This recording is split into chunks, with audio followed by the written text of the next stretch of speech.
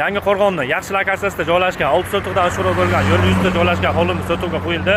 Mana tomon shahardan kelish, mana zapravkani ko'pchilik biladi. Ay zapravkani shunday ro'parasida mana 2,5 sotiqlik joyimizni ham o'zim reklamaga qo'yib bergandim. Sotilib, o'z ustaxonamni nimadir qilishga mo'ljallab tekis qilib chiroyli qilib qo'yishibdi.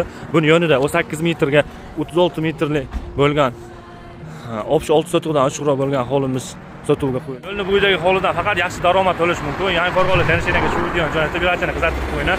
Yo'lni bo'yida o'zi chiroyli ustaxona moykalarni qurib qo'yishibdi. O'shalarning raddiga shu o'yi shunday qurilishini buzib tashlab turib istalgan turdagi biznesingizni qilishingiz mumkin. Hozir ichkarilarni ham ko'rib chiqamiz.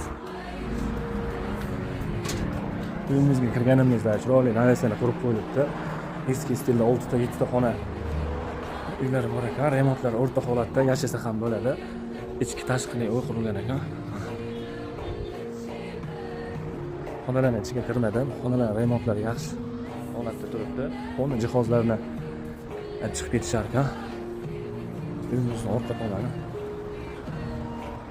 Ushbu hovlimizda gaz, suv, svet umuman muammo yo'q. Kanalizatsiya ham ozgina nariroqda bor ekan. Kanalizatsiya ham ilova bo'lsa bo'ladi. Ushbu uyimiz fonni pishig'ishda qurilgan. Bizni tashlab turib o'z qatidan qursangiz ham materiallari ham chiroyli bo'lib chiqadi.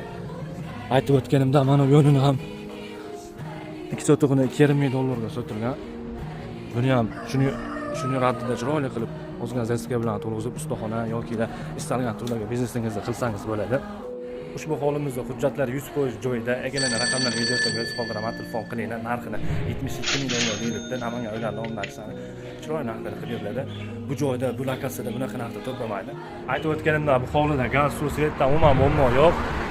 Shunaqa yo'l yuzidan joy qidirgan tanishinglar bo'lsa shu videoni jo'natib, yo'lachini kuzatib qo'yishni unutmaymiz. Bundan ham zo'r uy joylar bizning kanalda.